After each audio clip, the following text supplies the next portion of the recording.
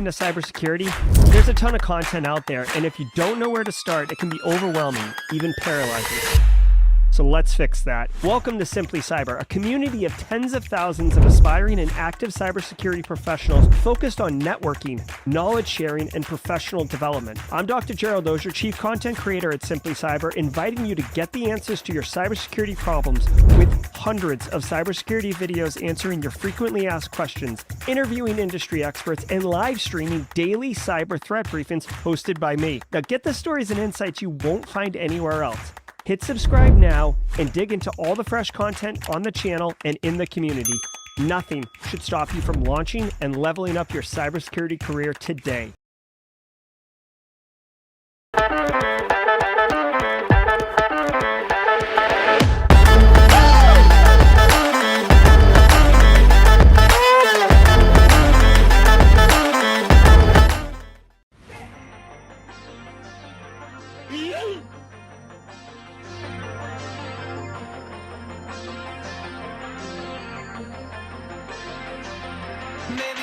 All right, good morning, everybody. Welcome to Friday. We made it. We also made it to September. Wins. We're winning so hard right now. It's out of control. Let me fix my framing of myself in this box right here. I don't know why I'm so particular, but I want to frame the box correctly. What's up, everybody? Welcome to Simply Cyber's daily cyber threat briefing. Today is September 1st, 2023. This is episode 443, so get your encrypted network connections going. We're doing it. All right, everybody. My name is Dr. Gerald Auger, and in the next 45 minutes, you, Matt McDaniel, Oshep 412, Ben Jones, Jamie Fleck, Leon Elliott, BSEC Mod Chat, LinkedIn folks, Simply Cyber, community members, YouTube friends, squad members, first-timers and long-timers. We're all going to be shredding the top cybersecurity news stories of the day, and I'll be giving my expert opinion and analysis on each of those stories on what it means to you as a practitioner, or if you're looking to break into the industry. You are going to get value, believe me, from this stream. We're going to cover all the things that you need to know in order to deliver cyber risk reduction to your organization, and you will be asked in any job interview, how do you stay current on the industry? And this podcast, I promise you, is an excellent answer to that question. And the networking is phenomenal. There's 112 people in here already. There's going to be more before the day's out. We're averaging 300 plus live, another 1,700 plus on replay, another 500 on audio only. I don't look at the podcast audios very often, but we're averaging 400 to 500, 300 to 500, depending on the day. So we are fierce, we are strong, we are the Simply Cyber community. I love it. Also, I want to share with everybody just a little pro tip. Remind me of jaw jacking about the Simply Cyber daily cyber threat briefing on your resume. Somebody's been doing it, and they gave me feedback on what the experience is like. Hint, hint, spoiler alert. They have been crushing it in their job interviews. Oh my gosh, love it, Space Tacos. I think when my audio went out, hold on one second, Space Tacos. I think when my audio went out the other day, it screwed up my Stream Deck's volume level somehow, but how's this sound? Did we just become best friends? Yep. Little low. But Space Tacos, thank you so much. Always enjoy the super chats and your company, more importantly. All right, guys. Remember, each episode of the Simply Cyber Daily Cyber Threat Brief podcast is worth half a CPE, so be sure to say what's up in chat. Hashtag Team Live if you're here live with us right now on this glorious Friday morning, or Friday, or Saturday night, or Saturday morning if you're maybe in New Zealand or Australia. I know we got a lot of New Zealand Kiwis up in here, part of the community. If you're watching on replay, hashtag Team Replay. You guys are coming in full force. Team Replay on yesterday's stream. I saw all you in there dropping lots of comments. Again, shout out Chris Weaver, always pinning the timestamps on the in the comments. Appreciate that. Definitely take advantage of it, y'all, because it makes going through this show a little bit easier, especially if you need to revisit a story. War Goons with the 1-year-old. War Goons, if you feel comfortable, share baby's name. If not, we'll just say Baby War Goons. But anytime I accidentally slip up, we're slowly amassing a list of underage ears that I need to apologize to when I say things that I should not say. Right now, it's Jaden, Kennedy, Baby Base Case, and Baby War Goons. All right, guys. If you're first time here, like Law M was yesterday and Scott Edwards was 2 days ago, if it's your first day here, you just found the stream and you're like, holy crap, what is this all about? Hashtag first timer in chat with us. Hey, Dustin Gray, good to see you. Nice, the 2-year-old's in the house. Baby Dustin Gray, too. Listen, if it's your first time, say hashtag first timer in chat. Let us know that it's your first time. And let the Simply Cyber community members welcome you. And if I see it, I'll welcome you personally myself. Guys, we got a first time, long time. That's right, DSEC. Guys, before we thank the sponsors, I just want to share a little personal victory. We do share our own wins and victories in chat, and I am a member of the community, I'd like to think. So this happened overnight last night. This is number of subs on the channel, 75,000, major milestone. Thank you all Simply Cyber community members, squad members alike, the mod team. It takes a village, y'all, and it's a lot of work. And it's very, very enjoyable, and I love being part of it. So thank you for helping with this massive accomplishment. I appreciate it so much. Speaking of thank you so much, I'd love to say shout out and thanks to the stream sponsors, starting with Barricade Cyber Solutions. Barricade Cyber Solutions is dedicated to helping businesses from cyber attacks and recover from the damage done. Cyber attacks can cause massive issues for businesses and send dedicated, hardworking business owners into turmoil. But Barricade Cyber Solutions knows how to mitigate the damage done by cyber incidents. Believe that. Check them out at barricadecyber.com. Links in the description below. If you're watching on stream with us right now, we got the website up. Scrolling down to the bottom left, we got Eric Taylor's links right here, where if you're actually dealing with an active incident, you can get a hold of him ASAP. Got ransomware? You can get with him today at 12:30. So you're going to have to wait till lunchtime. Eric's busy this morning. Giddy up on it. All right, everybody. Also want to say shout out to Panoptcy. Panoptcy Security. Get a partner who understands your cyber program and your business goals, meaning they can come in and partner with you and take you from a reactive program to a proactive, pragmatic, predictable, and maturable information security program, i.e. assessing where you are today, assessing where you need to be based on, industry, threat landscape, budget, resources, etc., and then give you a roadmap on how to get there. It's absolutely fantastic. Love it, love it, love it. Panoptcy.com. Check out the links in the description below. Also want to say shout out to Antisyphon Training. We'll tell you more about them at the mid-roll though, but excellent company. Dude, so many great squad members announcing, joining. We got Grayson's Joke of the Day. Every single day of the week does have a special little activity. So Grayson's Joke of the Day. We do have a pinch hitter, so you'll want to stay tuned for that. But guys, guess what? It's just about that time. So grab your coffee cup or your rocks glass, depending on where you are and what time it is, what's appropriate. If you're about to go to bed, the last thing you want to do is have a cup of coffee. Maybe you want to have a little nightcap. I'm topping off the old French roast here. Got my favorite cup. I have a lot of coffee cups, but this is my favorite merely by the pure volume of coffee it can hold. Sit back and relax, and let's let the cool sounds of the hot news wash over us in an awesome wave. I'll see y'all at the mid-roll. From the CISO series, it's Cybersecurity Headlines. It's Friday, September 1st, 2023.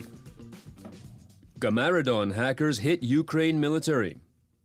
The Russian hacking group Gamaredon has started to increase its attacks on Ukraine's military and government.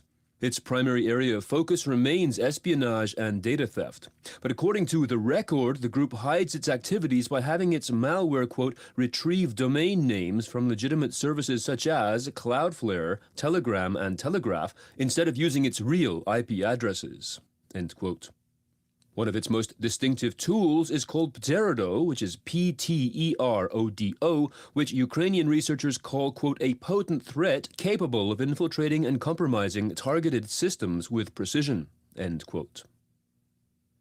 Movie giant hold on a Paramount second. Global suffers data breach. You'll have to give me a bit of grace here. That brownout the other day wiped out my soundboard's capability to precisely control the podcast audio. So I have to do it manually, which is not awesome. All right, so Gamerden, this is state-sponsored, sophisticated Russian espionage and quasi-military capability. It says they operate out of Crimea, which, I mean, that's the annexed part of Ukraine, or however you want to say it, from a couple years ago. Doesn't really matter. When you're a cyber threat actor, you can operate out of, like, an orbiting satellite base, and, you can have the same level of efficacy, right? It doesn't matter if you're, like, off the coast. It's being disruptive. This is more, if anything, in my opinion, as a cyber professional, this is more interesting. This is more situational awareness for global cyber, warfare, essentially. Remember, guys, even though this is happening in Ukraine and it may not affect a transportation company in Houston, you've got to remember there's only one internet, right? There's only one internet. We all operate on the same internet. There's no special military conflict network, and then there's like the commercial network, and then so it's not impossible, and we saw it with NotPetya breaking free.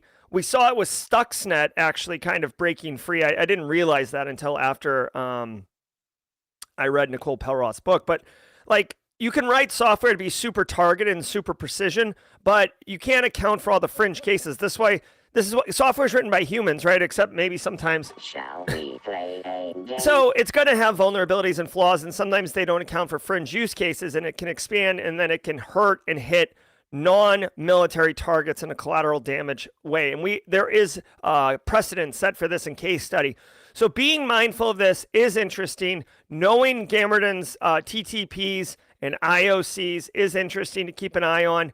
Again, I wouldn't really put this in like my threat model, like, oh, like we better adjust the threat modeling because Gamerden's got an uptick in activity, unless you are if you're watching this show and you work in Ukraine, especially the Ukrainian government. First of all, thanks for joining the show. Second of all, obviously this is very, very, very relevant to you, but you probably know about it. The one thing that they mentioned that I'm trying to wrap my head around right now, and maybe the coffee hasn't started kicking yet, is that they say one of the interesting things about it is that, hold on. They mentioned this specifically. To hide its activity from targets, the group's malware retrieves domain names from legitimate services like Cloudflare, Telegram, Telegraph. All right. I don't understand. Instead of using its IP address. So here's what I don't get. Okay, it's using DNS, right? So it has some domain. Its IP's got to be somewhere, and then it's using DNS to map back to that. What I don't understand is how it's like route, like Cloudflare, I guess makes sense because you can use it kind of like a proxy to proxy through. And I think Cloudflare does that service to help manage denial of service attacks. But I don't understand Telegram and Telegraph. I assume Telegraph is some messaging app. But at some point, you have the real IP address, right? Like, you can't get away from that. So I think what's happening is they're proxying through these services to say, hey, like, go reach out to Telegram, and then it redirects down into it. I'm not 100% sure on that, but I'd love thoughts on it or whatever. But anyways, that was a little strange. It's not like, this is not, as far as I know, this is not some type of like cutting edge technique. This is, standard advanced threat actor behavior. Yeah, like a load balancer. Thanks, Benjamin Jones. So anyways, like, I guess I just wanted to put it in perspective, right? For people who are new here or new to the industry, like, yes, they're doing this to hide activity, but this isn't like, Bond level capabilities. All right, let's keep going. God, I got to tell you, it's such like a quality of life being able to touch the soundboard and make the audio go, and having lost it is infuriating. The mass media giant with the big mountain logo announced the breach in a letter sent to those who had been affected. The breach, it said, involved files that contained some personal information and that were accessed in May or June of this year. Bleeping Computer has reported that less than 100 individuals were affected. Paramount has not released any further information about the nature of this attack. Takeover swarm. All right, Paramount Global got hit with a cyber attack. It didn't say ransomware. Oh, hey, here you go. 2 years of free identity protection. I'm sure it also comes with a letter saying that you're. Oh, here it is. Here's the actual letter. It's comical. We take our obligation to safeguard personal information very seriously. Do you? I mean, I guess you do. I mean, at this point, it's like it's like racking up. I don't know. What would be a good metaphor? What is something that's like, once you have one, it doesn't matter if you have multiple. Like I probably have like 8 different identity theft protections going on right now, like in concurrently, because of all the data breaches and stuff like that. So, I don't know. I don't know. Like it's like an extra pair of flip-flops for the beach. Like you got one, you don't need another one, right? I guess that's kind of a tough one, a tough metaphor. The brain's just not firing this morning. Okay. Basically, regular people's data burst social, uptick in activity on phishing. You can't really identify the target market for this. It isn't like a law firm and their clients are targeted. This is a massive conglomerate, faceless organization. So, this, even though this is a major story, it's really a nothing story. And I might add, what's funny, just to put in perspective how desensitized we are to this at this point. If this was 2006, this would be like breaking news, like news ticker, breaking in on like presidential debates, like, wow, massive Paramount Global suffers. Like 2023, like I don't even slow down. I just hit the speed bump and keep rolling. You know what I mean? Exploits open fire. An attack attributed to the Kinsing group, Kinsing, is exploiting a known path traversal flaw in the OpenFire enterprise messaging application. According to research firm Aqua Nautilus, this is enabling the creation of admin accounts which gain full control of OpenFire cloud servers with the additional ability to upload malware and a Monero crypto miner. These attacks are using the vulnerability CVE 2023-32315, which was identified and patched in May, and that we reported on last Friday regarding the large number of unpatched servers still exposed. Aqua Nautilus strongly recommends administrators of any enterprise system using OpenFire to check whether their instance is vulnerable and, of course, access the patch provided by OpenFire. Yeah, no kidding. National safety. Like, okay, like I might get a little upset here. Okay, we reported on this. This story was covered last week. Okay, the story was covered last week. Where is it?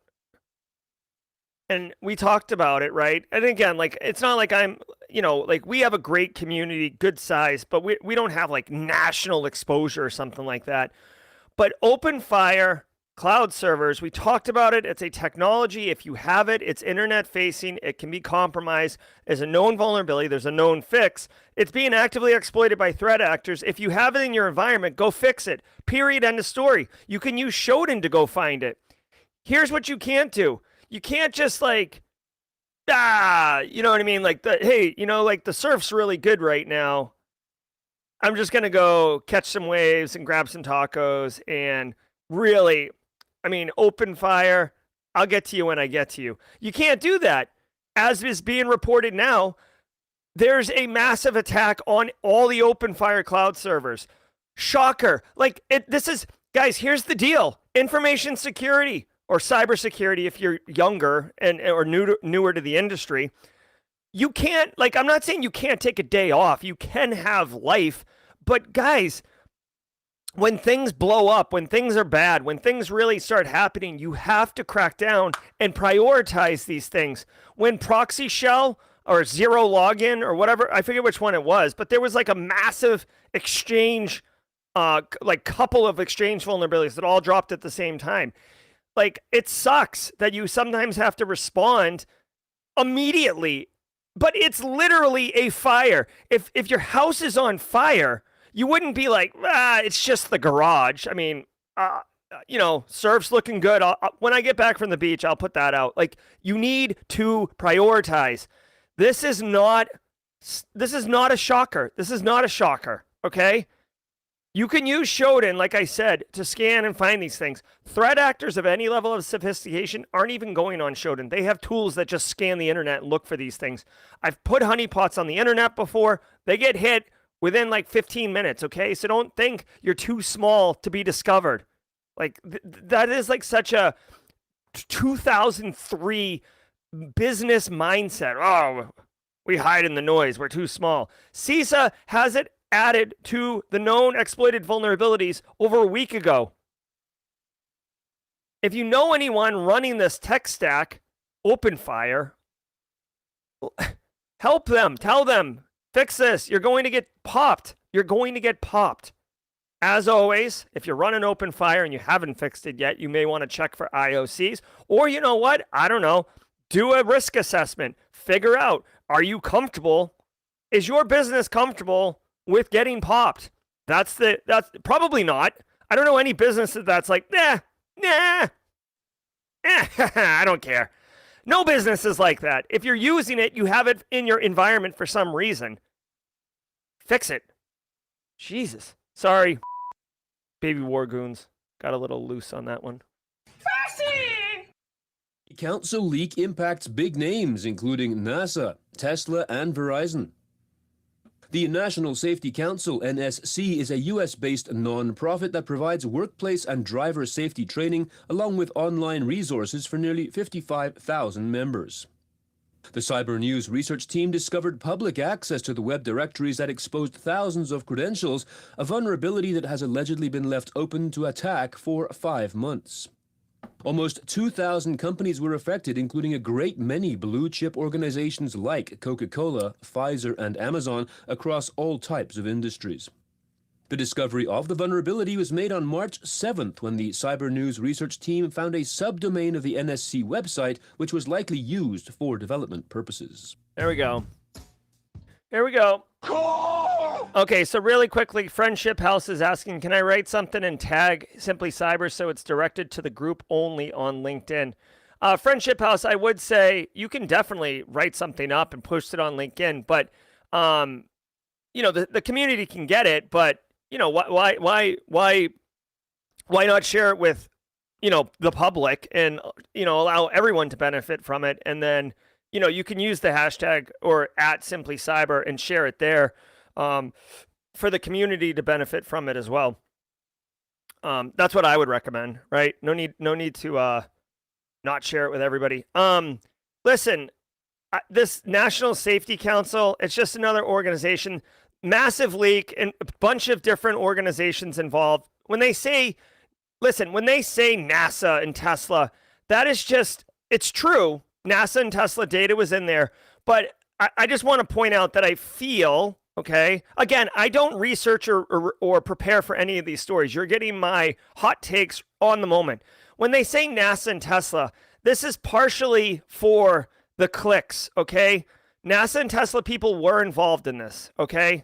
There were compromises, but it's email and passwords. It's not like Tesla intellectual property or NASA, shuttle plans and stuff like that. However, I do want to point out, if they don't have multi-factor authentication in place, or the people whose passwords were getting leaked do reuse passwords, then they are going to have a tough problem, and it could leak into the organization. So there is potential here for bad, but hopefully in 2023, multi-factor authentication is in place at places like Tesla and NASA, and they're not reusing passwords, although I'd have more confidence in MFA than I would on password reuse. The second thing I want to point out, okay? The second thing I want to point out, and this is probably the most important lesson learned for everybody, newcomers and practitioners alike. The way that this breach happened was because of a development site not taken down after development, and or the development site made publicly facing. Guys, in large businesses, you're not going to just like, I know it's funny because some of us have done this in our life. I certainly have.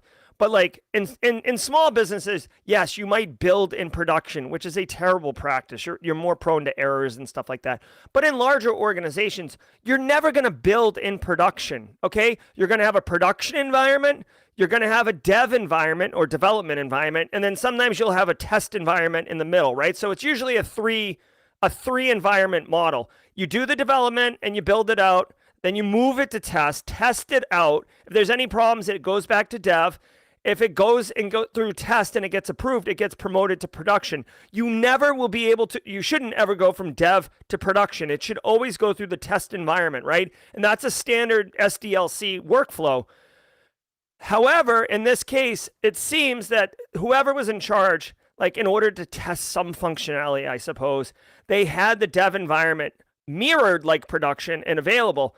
And because this is something I always lose my mind about, because when they were done development and they pushed it through and it started working and everybody was high-fiving and going to getting tacos and beers about their great accomplishments, they never wound down the dev environment. They never backed up the configurations and the changes that they made to make it look like production. And this is something that really upsets me on the regular. Guys, if you just started at a company and you can't access an application, right? Or you're building something and you need it to touch production, right? You need it to reach out to APIs at third-party service providers, right? And it's not working. Well, you complain, you bang your desk, you scream at the network guy, BSEC, open up the ports, let me through. Open the ACLs, I need access. This is really causing me a problem. Leadership wants this new app developed by Friday. Okay, so you piss and moan and you get these things opened up and everybody's on board. Then it's good to go and you are puffing your chest out, feeling amazing about the great system you built. Awesome. Nobody is complaining that it's still in production except the cyber people after it's discovered through stuff like this. You need to follow the whole SDLC. And my whole point of flipping out here is that everybody complains when they don't have access or it's not working and they need some third person to intervene to open things up. But because nobody's complaining when it's opened up and it no longer needs to be, you understand there's no business mechanism where people are losing their mind that it's still open, except for, Chicken Littles over here. So constantly it happens. You see it more often, frankly, with user access, where someone leaves the company and they still have access. Someone switches roles, they still have access. Someone's testing something, they still have access. That happens all the time. But anyway, it's just bad form, and it's a tough thing to break because there's no squeaky wheel. No one's complaining that they still have access to something they shouldn't. No one's complaining except us that the dev environment's still accessible. But here you go. This is a perfect example. Fire this into your remember folder for explanations to end users on why they need to do SDLC a little bit better. And now, a word from our sponsor, App Omni. Over-provisioned users could lead to your most sensitive data being exposed or leaked.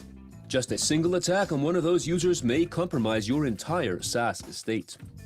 With App Omni's SaaS Identity Fabric, secure and manage end users, entitlements, and threat-based activity.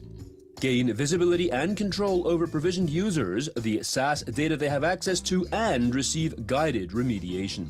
Get connected with SaaS security experts at App Omni. That's AppOmni.com. I will tell you, sometimes you can set time-based permissions too. Like, you can open it up, right-click, and then open till 7 days from now in order to force the developer or force the manager to call again to get access, and then it naturally will terminate itself. Anyways, it's the mid-roll. Do we have any first-timers here? I didn't see any first-timers come through, but we do the same thing every day on mid-roll, and this is how we do it. Guys, I want to thank all of you for being here today. I know it's a Friday. I know the college kids are full tilt with their... The college kids are full tilt with their, Thursday starting the weekend off. So appreciate you prioritizing and being here for the Simply Cyber Daily Cyber Threat Brief. Guys, hook me up, if you will. Hook up the people who have not found Simply Cyber yet. hit the like button. Simple as that. If you are on YouTube, hit the like button. Lily M is a first timer. Yeah, Lily, what's up? Guys, hit the like button. It basically helps people like Lily M and Tom Russell find the show for the first time, right? It's not a coincidence. We hit the like buttons. YouTube triggers the algorithm. YouTube says, hey, I bet you anything Lily and Tom Russell like cyber content. And they got, hey, you might be interested in this. Hey, TJ Zimmer with the 10 subs. Thank you. Just become best friends. Yep. Thank you so much. If you're a recipient of one of these 10 memberships, thank you so much, TJ. And for those who got it, definitely take advantage of that squad, Simply Cyber squad member emote tray. I do love it. Here's all the Oprahs. Guys, shout out and thanks to the stream sponsors, Barricade Cyber, Panoptcy Cyber, and Antisyphon Training. Guys, Antisyphon Training is here to disrupt the training industry in cyber by providing high-quality, cutting-edge education to everyone, regardless of their financial position. Use the link in the description below to go to Antisyphon's website, click on training, go to the Pay What You Can training tab, and look at all these amazing courses that you can take for whatever price you want. Whatever number you can come up with, except a negative number, they will accept. And I want to point out that just in a few weeks, starting September 18th, John Strand himself will be teaching a Pay What You Want Getting Started in Cybersecurity course.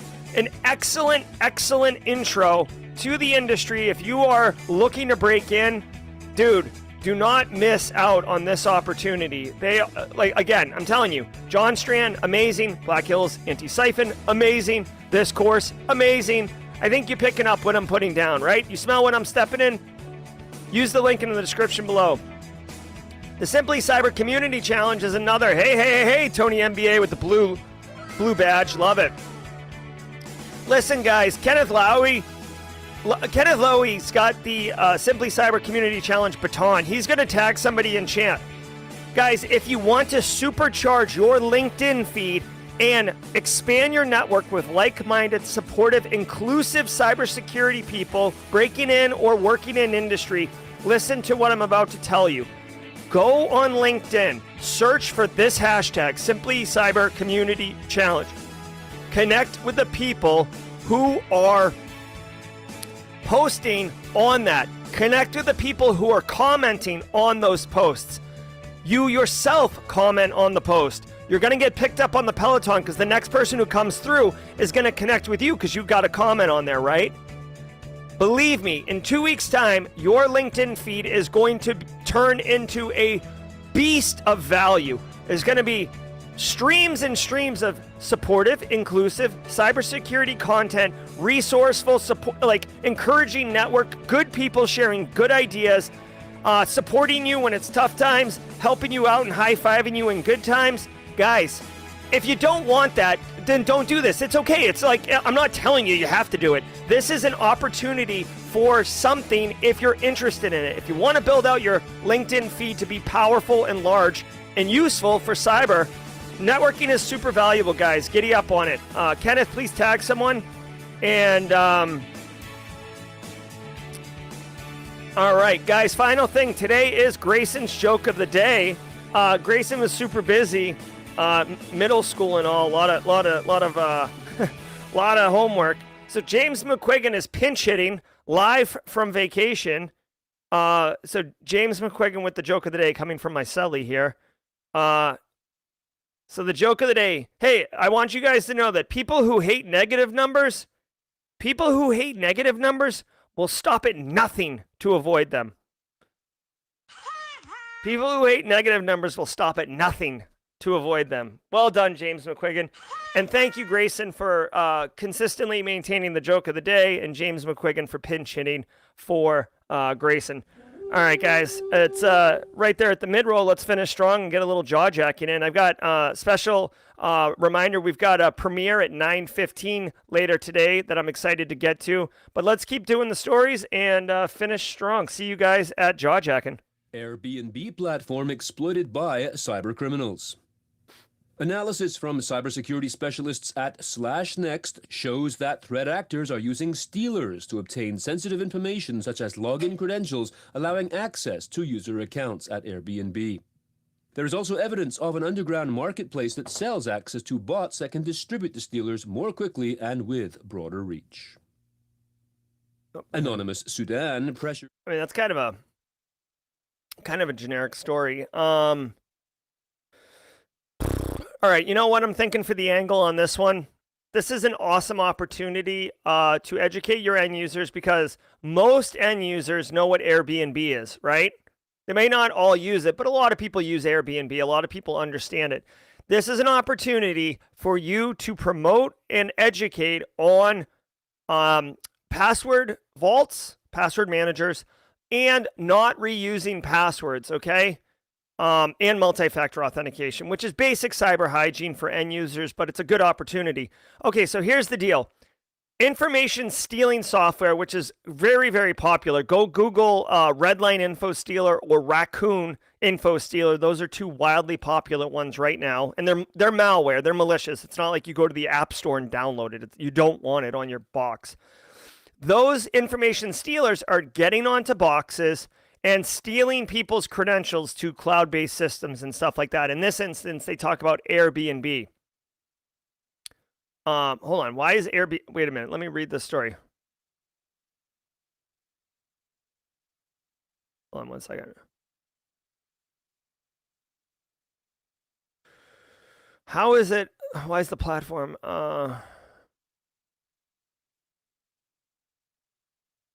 Yeah, I get. Here's the thing. The story doesn't make a lot of sense to me. Oh, here we go. Criminals purchased stolen Airbnb account cookies. So I mean, whatever. Like, here's the thing. I hate when they do this. Sorry, baby wargoons. This upsets me. Okay. New research exposes Airbnb as breeding ground for cybercrime. No, like what is happening is threat actors are installing info stealers and stealing credentials wholesale, right? And by the way, in this particular instance, password managers isn't going to work. And I don't know if someone already said this in chat. They're stealing your session cookies, okay? So you authenticate to a website. Instead of having to authenticate over and over again, you download a cookie. So as you move around the site, you're already pre-authenticated. When they steal that, that's good to go. This turns more into like a web. I mean, you should still educate your end users because you can spin it and they won't know the difference. But this is more for like web application people having cookies expire after a certain amount of time. They say breeding ground for Airbnb, but basically threat actors are just stealing Airbnb cookies and then selling those on the dark market. You would hope a web app person would expire the cookie within a certain period of time. So an end user using the Airbnb platform would be able to have a good user experience. Like say it expires after 8 hours or 4 hours, right? So if a threat actor is trying to sell it on the dark web, by the time they get it marketed, by the time it gets leveraged by a threat actor, etc., it'll have expired at that point, right? So that's the deal with that. Just be mindful of it. Info stealers are going to happen. People are using them, and then they get into your account and they do all sorts of gnarly stuff. Okay. There's X over Starlink. The enigmatic hacking group Anonymous Sudan has reappeared and on Tuesday took down X, formerly known as Twitter, in more than 12 countries, including parts of the US and the UK. Their goal was to get Elon Musk to launch Starlink in Sudan and so used a DDoS attack to get his attention. Anonymous Sudan has long been thought to be a disguised arm of the Russian military, but in an interview with the BBC, a spokesperson for the group denied this, saying their long-term goal was to show the world that Sudanese people are highly skilled. Neither X nor representatives of Elon Musk have acknowledged the disruption as of this recording. Maybe, but this is one of those ones where a spokesperson for Anonymous Sudan says we're our own crew, but I mean half of you is like, okay, I mean if you were like a Russian undercover operation and someone was like, are you Russian? You're going to be like, you got me. No, you're going to continue to push the narrative that you're not, right? Again, I'm not saying that they are Russian or that they are Sudanese. I'm just saying Like, what are we doing? Second of all, pretty powerful stuff, guys. Let's do some Elon.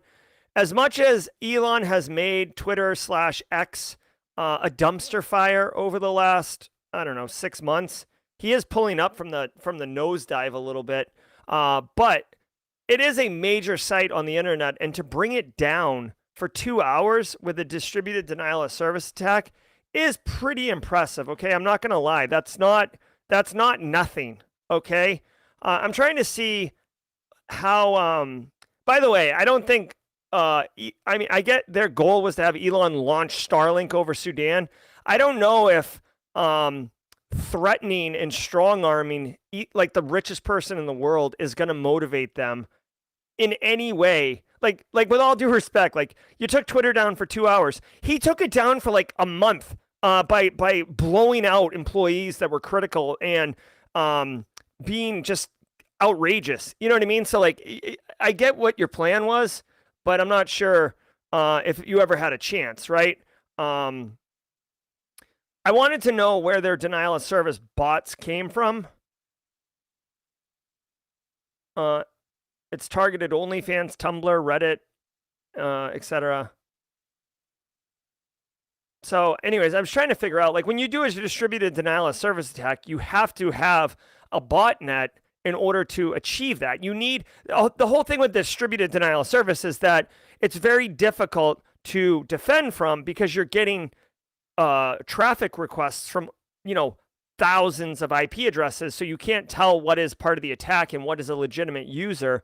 So you can't really defend it. But in order to do that, you need access to a compromised network of zombie systems, basically. So I'm not sure exactly where they got this, or maybe.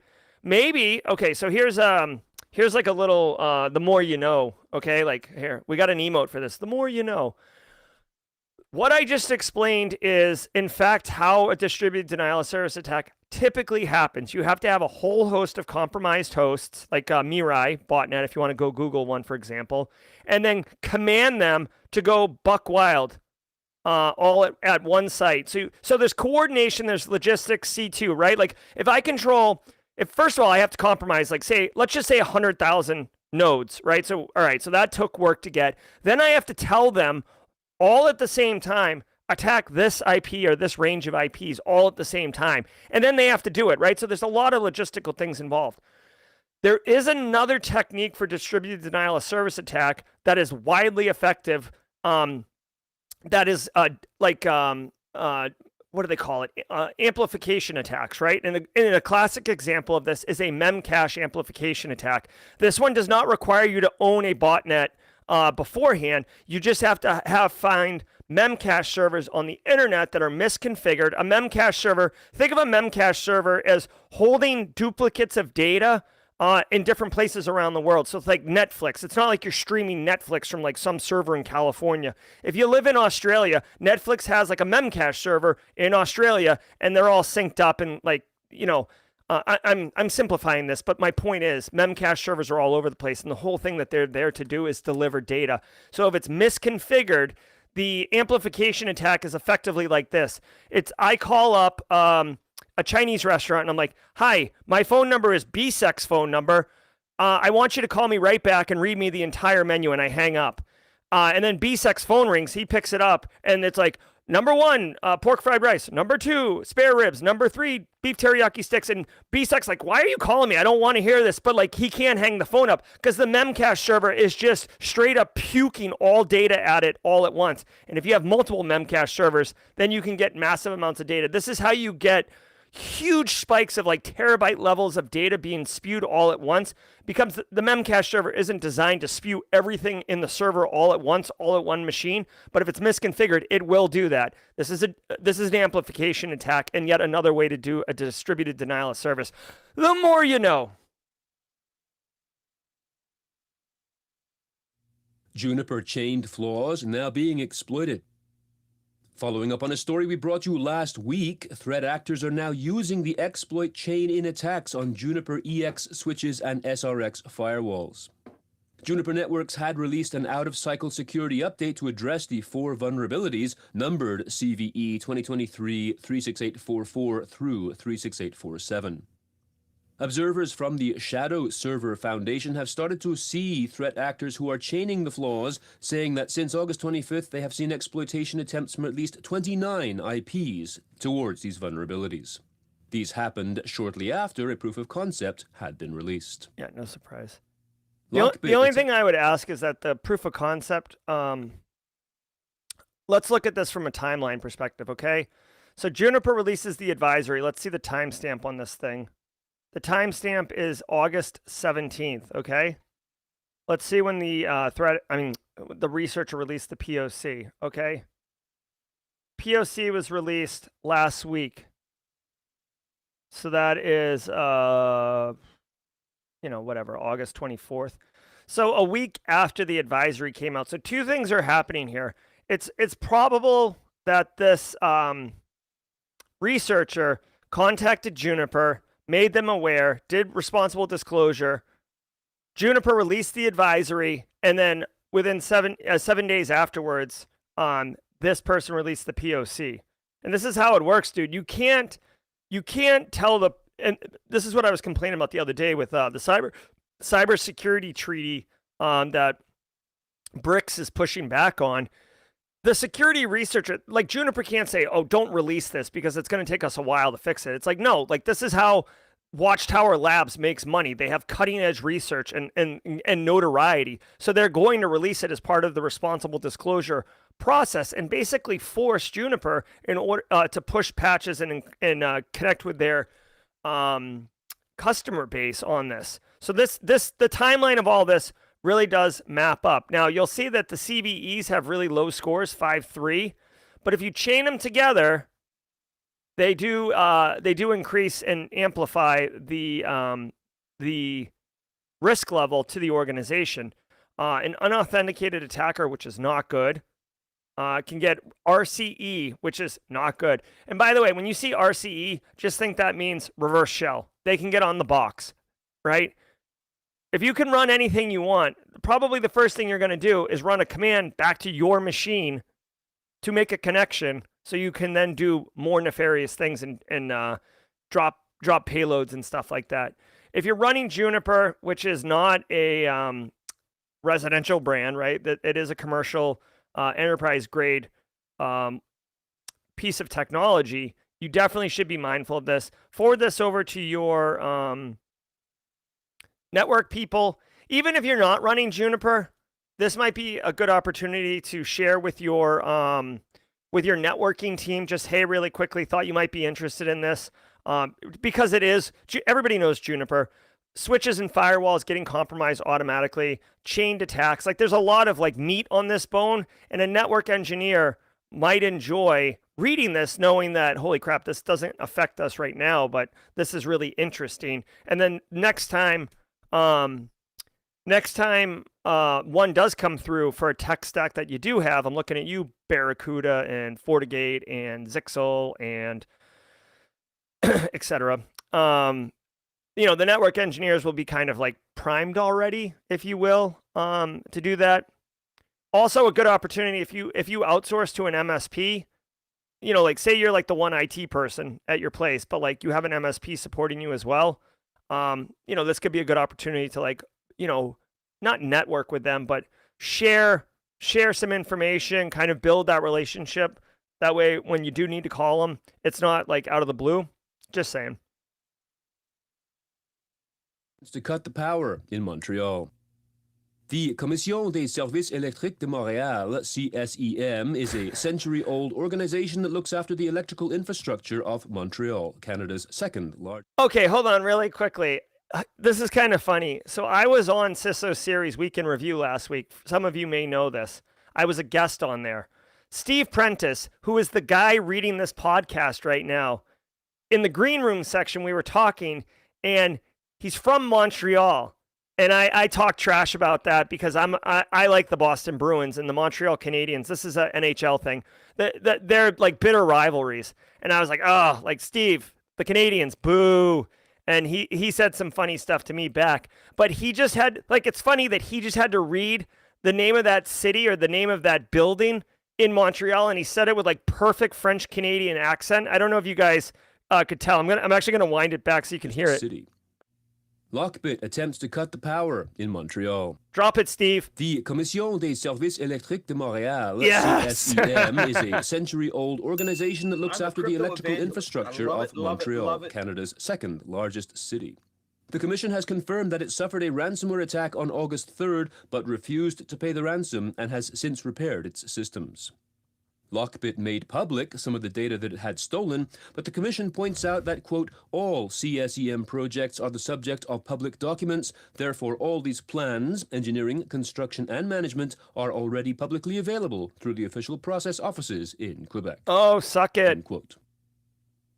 Remember, if you ever... Suck it, Lockbit. So, besides Steve Prentice with the delicious French-Canadian take on the electric company that got hit in Montreal, what's really funny is basically Lockbit's like, we have your data, all your base belong to us, pay us. Straight cash, homie.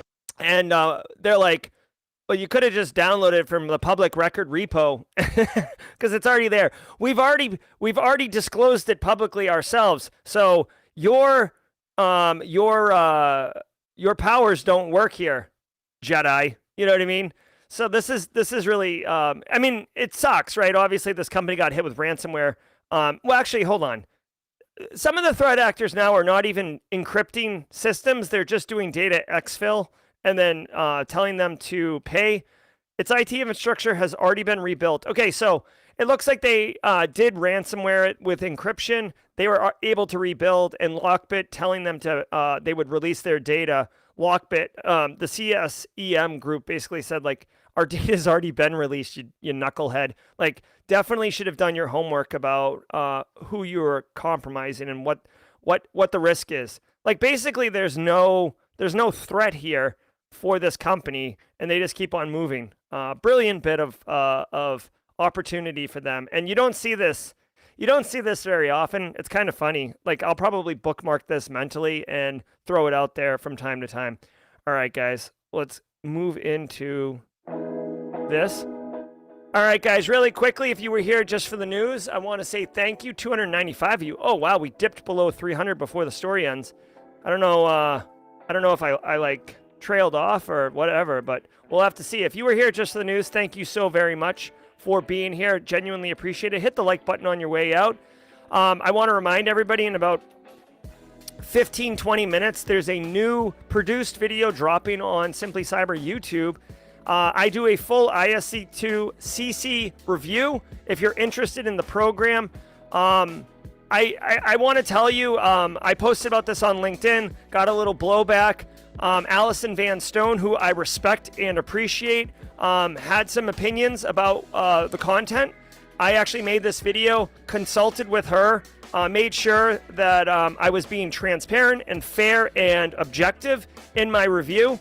So I'm very, very proud of this particular video because I do serve the community and I want to make sure that anything I do is fair and valuable to all of you. So if you're interested in that, stay with us because I'm going to do jaw jacking for another 18 minutes. But again, if you were just here for the news, we'll see you on Monday at 8 a.m. Eastern Time for episode 444 of the Simply Cyber Daily Cyber Threat Brief podcast. But for now, let's get into some jaw jacking. What do y'all say? Let's do it.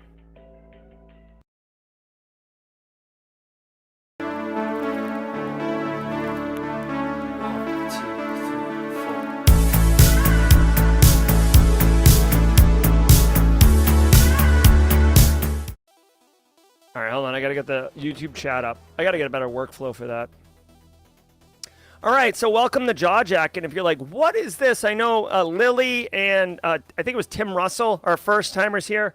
If you're wondering what, let me explain to you what we're doing. At the end of the news, you know, we're all here. We're all having fun. We're all high-fiving. Like, let's take a few minutes and just chill. Hopefully this elicits chill vibes for you. 56K dial into Jaw Jack, and that's right. Get that modem sound going. All right.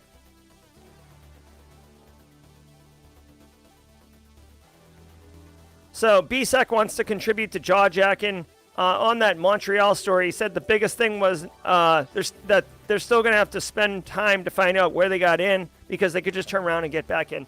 So true. So true. When you suffer a cyber incident, whether it's ransomware or info stealer or whatever, the threat actors got in somehow, whether it was a technical exploitation of that open fire thing that we talked about, or Carl gave up his creds, right? You got to figure it out and close that hole, right?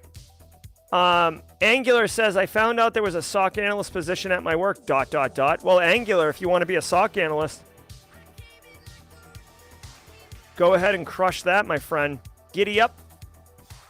Ms. Julian, now that we are in Georgia, can anyone know of any financial aid scholarships for master's programs? I'm finding most to be only for undergrad degrees.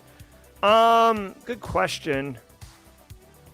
I don't know if I know you can sometimes get work to pay for it, which I know is kind of like a mail-in answer. But Ms. Julian, even if your work doesn't have an official tuition assistance program, you might be able to discover, like they would be able to support one. Worth asking, hey, like, you've been there a couple years, right? Ms. Julian, I feel like you've been there a couple years. You've been crushing it. Maybe they want to invest in you instead of losing you, right? Because it would lock you up for 2 more years, presumably. Matthew, giving out a gifted sub. Thank you so much for the gifted sub. Lazaro Rivera. Oh, hold on. Lazaro Rivera, it's not much, but wanted to take time to say thank you for all you do, how welcoming the community has been. Have a great weekend, Dr. Auger. Lazaro with the super chat. Thank you, Lazaro. Happy to have you. I do have to get my sound tightened up right now. My soundboard is tied to the same audio as my podcast. So like when I lower the music, the soundboard gets lowered. That's not the way I normally have it designed. The stupid little power dip from the other day screwed up my it didn't really screw up my audio, but do you remember when I was in Vegas a couple weeks ago and I was like yelling at the webcam microphone? Like Windows wants to like assume it knows what audio input you want, and that's the problem, because I have like a really complicated studio, so I have like a lot of things going on with the audio, which is why it's Cyber, Coffee, Carl, and audio. All right. Let's see. What is your opinion of SentinelOne as an EDR for a small MSP with less than 20 clients? Well, a couple things, Frank. When you choose any EDR solution that's like a big player, right? Whether it's like Carbon Black, SentinelOne, FireEye, or whatever, you got to think a couple things. One, like what is the terms, right? So SentinelOne, typically those large ones, they want to lock you into like 3-year deals. So with something like that, if SentinelOne's about to get acquired, which is what they're trying to do right now, SentinelOne's trying to sell themselves. What does that mean if they get bought? On a 3-year contract, like what happens in year 2 if they're acquired by somebody? So you got to be kind of careful with that. Also, I haven't used SentinelOne personally. All of the major EDR solutions do have some drawbacks, and all of them can be circumvented. That doesn't mean that they suck. It just means that they're not bulletproof. I've heard good things about SentinelOne. I haven't used it myself. I think it would be a great option. As an MSP, I think you'd almost want to make sure that your ability to, if you're going to do, to me, if I'm going to do an analysis of a EDR, it's like how easy is it to deploy, because you're going to have to deploy it to different clients in different circumstances. How easy is it to manage and maintain visibility? And then what's the pricing structure, and does it make sense from a business perspective for pricing, frankly? Okay, what else we got? Yeah, I mean, so some people are saying they wouldn't go that route. I wouldn't either. Like SentinelOne is in flux right now, so that's not a. It's there is increased risk of like unknown by taking someone who's actively trying to be bought. Okay. We've got love for CrowdStrike. I don't want to trash any particular vendor one way or the other. I have used certain EDRs that are like premium EDRs, and I did not like it. Just so you know. And by the way, actually, I'll just tell you. Okay, so Cisco has an EDR solution. I can't remember what it's called, but they bought it, and then they integrated it into their overall ecosystem, and I did not enjoy it. It was a professional EDR. solution. I forget what it's called, but I'm sure someone in chat will share it with me. But I didn't like it personally. I found it to be not good. So, all right. Yeah. Hey, if you have a call on Tuesday, just make sure that you have a clear list of requirements that you're evaluating on. That's what I would say. When you're evaluating anything, whether it's EDR, MDR, anything, have a clear, objective thought process before you even talk to salespeople about what's important to you and get the answers. That way, when you're comparing multiple vendors, you can have apples to apples, right? Yeah, Cisco Secure Endpoint, aka AMP. That's it. I didn't care for that personally. Fallon Watts, thanks for being on the stream yesterday, Fallon, with Jeffrey Smith. If you guys didn't catch the interview with Jeffrey Smith last night, let me just share my screen really quickly. Oh, wrong screen. Oh my God. Hold on.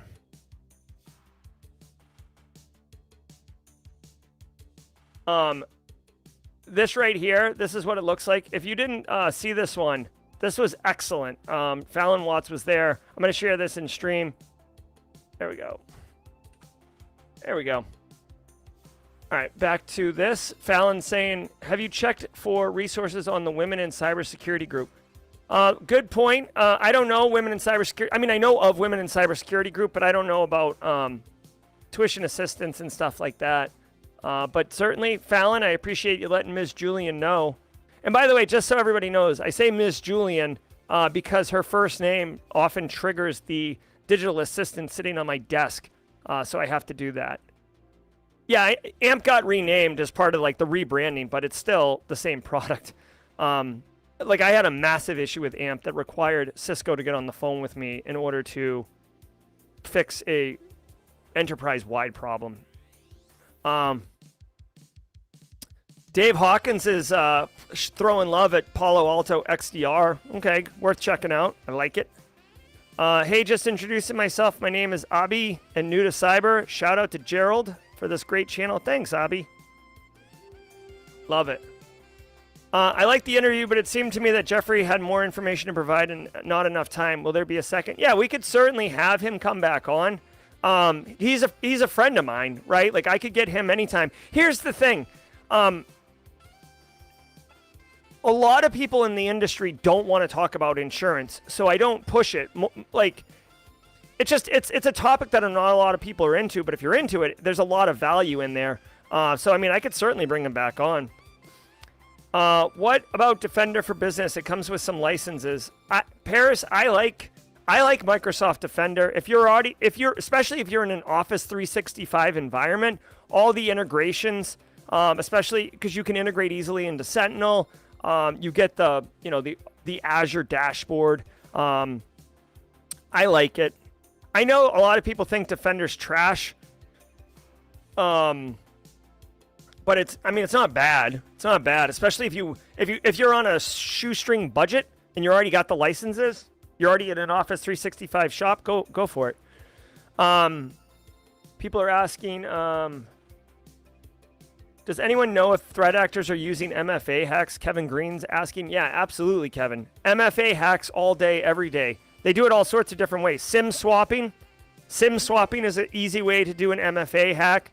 They have like redirect portals, so they can send you a phishing landing page and then be like an adversary in the middle. Hold on. Kevin Green giving me an opportunity to dig into some infographics here. You know I like a good infographic. Spicy. All right, let me MFA. What would it be? Like MFA exploit. I got exploit threat actor in the middle. See if we can find a nice graphic for you. Here we go. Crediting, I don't know whose website this is. Crediting bleepstatic.com. You could see right here, the victim enters the creds, right?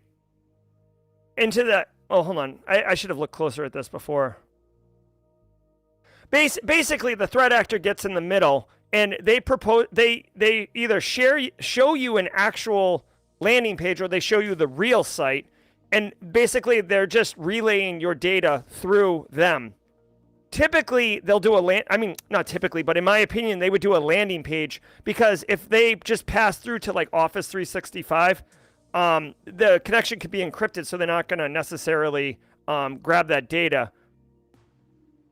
But when you, in this case right here, in this graphic, they don't even need to steal your MFA. They're actually stealing the session cookie, which is what we talked about with that Airbnb story a little while ago. Right, so there's a couple different techniques. Even a crude technique. It's much more crude in social engineering. But threat actors will sometimes text you and say, "Hey, Kevin Green, I'm Jerry from Apple. We suspect your account's been compromised. You're about to receive a code from us at Apple. If you do receive it, let us know what it is." And basically, they log into your account, which, by the way, they have to have your username and password first before they do that. But they log into your account, and then you get the 6-digit PIN from Apple legitimately texted to you or sent to your email or whatever. And then you just give it to the bad guys. That's another attack vector. And believe it or not, people do fall for that. Hey, what's up, M? Making it to the team live. Love it. Here, I'm actually going to, while I'm here, I'm actually going to try to fix my soundboard. Let's go. Stream Deck. Here we go. I'm just going to pick a random one. Let's do default. Let me know if the audio changes. Ooh, that's a little bit louder. I fixed it. Someone... Oh, okay. Hey, no one got tagged for the Simply Cyber Community Challenge. Let's go ahead and tag somebody. There's a lot of great people in chat right now who are available. Anybody particular interested in picking up the baton for the Simply Cyber Community Challenge? Remember, the Simply Cyber Community Challenge is an awesome way to connect with people and supercharge your network. If you are looking to build your LinkedIn network with inclusive, supportive cyber people, this is a great way to do it. The opportunity to pick up the baton is available right now. So if anyone, Lacey Cochran has the baton. Lacey, thank you so much. All right, let's mark tape. Lacey Cochran with the Simply Cyber Community Challenge. Thank you, Lacey. Genuinely appreciate it. Do you have a Discord or platform where to connect? You better believe it, Abby. Let's do _. Discord. Abby, I think you're going to be pleasantly surprised. There's 11,946 humans on the Discord server.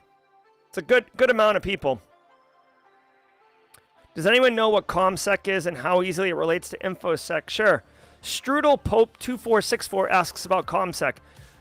Community, I ask you to correct me where I'm wrong, but ComSec is communication security. And for the purposes of information security or cybersecurity, it's basically just a earlier version of it, right? So I've been around in the industry for 20 years. So like when I came up, it was called information security or InfoSec.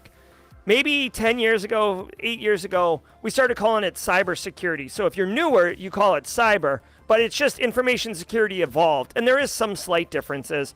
Prior to information security, it was called computer security. And before that, it was called communication security. And I think it stemmed from military military capabilities of having communications secured. And one AI cat. Shall we play a game? Nice. Love it, love it. Hopefully that answers your question. The Discord server is great. Thank you. King Victory, I hope you're doing great. I am. Thank you. Awesome show today. Thank you. I was wondering if being a cyber intel analyst role is a good entry-level role. I watched your video about it. So it's interesting you're asking about that. So there's a guy named Carlos that I met out in Vegas who's transitioning in, and he is hyper-focused on becoming a CTI analyst. I can't tell you with 100% certainty whether or not it's a good entry-level role. You may be able to ask people in chat like Eric Taylor, Joel Belton, Jack Scott, or Gary Ruddle. Let me share this with you really quickly, okay? Let me share this with you, all right? I don't know. The other thing I tell you, King Victory, is go look at open job recs and see if you can find CTI analyst entry-level jobs. Also, you might want to ask Joe Hudson. Joe Hudson on LinkedIn, great guy. Simple question. Hey, is CTI an entry-level position? He'll be able to answer that in like 5 seconds. I want to point out Gary Ruddle on YouTube right now. This guy right here is fantastic. He is a great content creator, but he is a professional OSINT and CTI analyst. His channel is fantastic. But the reason I point it out to you is because literally yesterday he released this video on his free CTI Notion system, which I downloaded. He also he wrote a little book, and it's like £5. I think it's like $3. And it's like how to get started doing CTI. It's fantastic. I mean, I haven't read the book yet, so I can't say that's fantastic. But knowing Gary, I strongly suspect it is fantastic. So King Victory, I'm going to link to this. At a minimum, watch the video, and good luck to you. All right. Angular's dropping a super chat. Hold on one second, Angular. Let me giddy up on this. Did we just become best friends? Yep. Thank you so much, Angular, for supporting the community. Thank you. In the community, you guys are so welcoming. Most people in IT. The field that I'm currently in, hopefully next week, I'll be ready for the baton. Got to get my LinkedIn current. Yes, definitely. Take that for action. You gotta clean up that LinkedIn. Let's go. What's the deal with PCI DSS? Why are the certs so expensive? That I don't know. PCI DSS is around payment card industry. They have like a lock. I don't know if it's a cash grab the way CMMC tried to do it, but it's like a cash grab where like you have to be like a PCI like a PSA, I think it is, or PQA, like a qualified assessor. Costs money to do that. Hey, at the end of the day, straight cash, homie. Like they control, and they do it for quality control, but basically they're controlling who can get in and who can audit and all these things. And because of that, they can charge whatever they want. It's a monopoly. Intel is what my goal is, I think. Okay, Luke Canfield, then definitely giddy up on it. Intel's a lot of fun. Taekwon Gong, if you are moving towards cyber, how do you keep your why alive through the struggle? Well, Taekwon Gong, I mean, I would say, focus, keep your eye on why you're doing it. Get support from the community. There is a channel in Discord called, what is it? Decompress and breathe, where you can just yell into the void if you want. So I don't know. I mean, for me personally, when I was coming up, I wasn't getting jobs at the beginning, and some of my family members were like, "Oh, just take a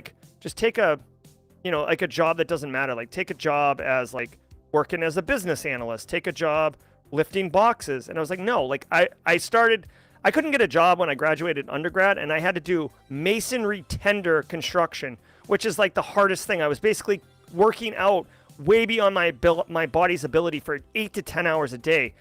For what it's worth, I did get shredded. I was like unbelievably shredded. But after 3 months, I was like, oh my God, this is killing me. And kept looking, refused to take a job that wasn't what I wanted. Ultimately, I got it. Although, as I've told the story on chat before, I got exploited at that first job and was happy to quit after my 1 year of experience. Although I did meet my wife at that job. So, it's very happy ending. All right, guys, just want to remind everybody, we're about 1 minute out from the ISC to CC review. I'm going to drop a link in chat. I did not schedule this live to redirect you, so you'll have to do that yourself. But as soon as this spins up, we're going to dig in there, okay? So jawjacking's just about over. Just passed my Net Plus exam yesterday. Toast, men. Nice. Congratulations. Connect with Jesse Johnson for Sec Plus stuff. Guys, this is lame. I actually made this a sci-fi one, so this is killing me, bro. This is killing me, bro. All right, guys. Thanks so much for being here. Enjoyed the jaw jacking. Have a wonderful weekend. I hope you can come over to the premiere and join me in chat right over there. I'm Jerry, your chat. Until next time, stay secure.